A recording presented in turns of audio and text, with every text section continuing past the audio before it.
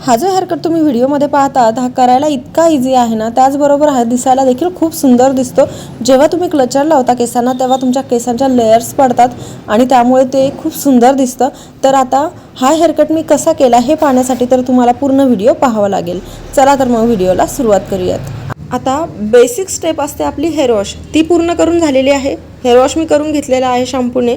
त्यानंतर मी काय करते की मी काही समोरच्या साईडचे केस घेतलेले आहे ट्रायंगल सेक्शनमध्ये आणि तो सेक्शन मी कट करून घेते, म्हणजेच ते केस मी कट करून घेते ॲज अ गाईडलाईन म्हणून। गाईडलाईनसाठी मी हे केस कट करून घेतलेले आहे आणि आता तुम्ही पाहू शकता मी कशा प्रकारे हे केस कट करत आहे, जेणेकरून केसांमध्ये थोडासा बाउन्स यावा यासाठी।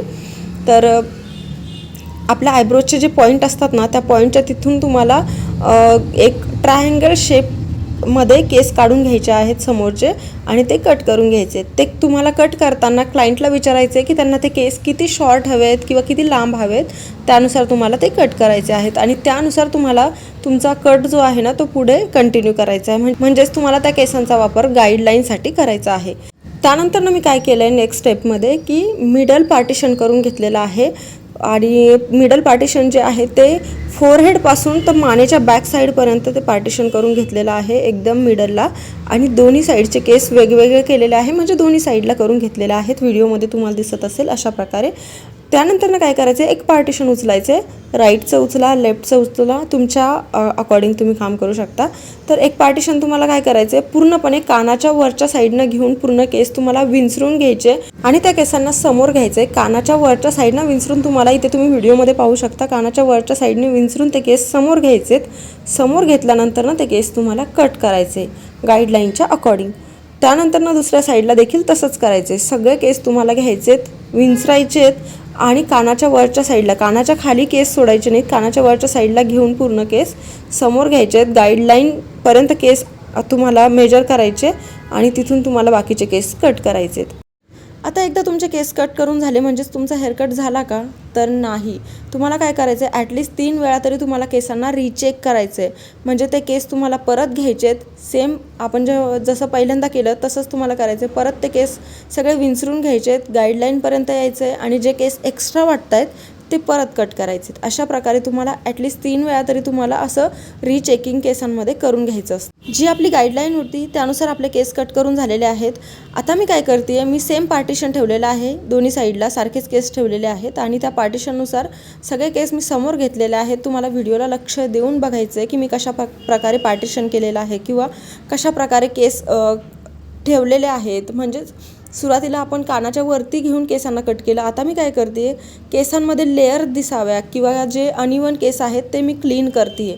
अशा प्रकारे जे पण केस मला एक्स्ट्रा वाटत आहेत, म्हणजे जे आपण ज्या लेयर्स आपल्याला हव्या असतात ना त्या लेयर्सच्या बाहेर काही केस जर दिसत असतील तर ते चेक करून घ्यायचे। तर जेव्हा आपल्याला वाटतं की ह्या प्रॉपर लेयर्स दिसत आहेत तेव्हा तुम्ही इनफ करू शकता। आता तिकडच्या साईडने देखील मी सेम करते आहे, मला काही केस एक्स्ट्रा वाटत होते त्यानुसार मी त्यांना कट केलेलं आहे किंवा मला लेयर्स जशा हव्या होत्या तशा पडल्या नव्हत्या। आणि हो, हेअरकट करताना एक गोष्ट लक्षात ठेवायची आहे की आपण जी गाईडलाईन कट केलेली आहे त्या गाईडलाईनला अजिबात कट करायचं नाही किंवा शॉर्ट करायचं नाही, गाईडलाईनच्या खालचेच केस तुम्हाला कट करायचे आहे। इथे तुम्ही पाहू शकता आपले जे समोरचे केस तुम्हाला दिसत असतील ते गाईडलाईनसाठी आपण यूज केलेले आहेत आणि त्यानुसार खाली आपण लेयर्स घेतलेले आहेत पूर्ण केसांमध्ये। आपला समोरच्या साईडला तर लेयर्स प्रॉपर झालेले आहेत। आता मी काय करते आहे की पूर्ण केसांना बॅक साईडला घेणार आहे, पूर्णपणे टँगल फ्री करून घेणार आहे, पूर्ण प्रॉपर केसांना विंचरून घ्यायचं आहे। आणि कारण आपल्या समोरच्या साईडला तर लेयर्स छान पडलेले आहेत, आपण पूर्ण रिचेकिंग करून घेतलेलं आहे। जेव्हा आपण समोर केस करतो तेव्हा त्या प्रॉपर दिसून येतील अशा लेयर्स समोर झालेल्या आहेत। पण आता बॅक साईडचे केस देखील छान दिसायला हवेत, त्यासाठी आपण काय करतोय की मी एका लेवलमध्ये केस कट करून घेतले सुरुवातीला आणि आता मी काय करते केसांना एक डीप यूचा शेप देते आहे।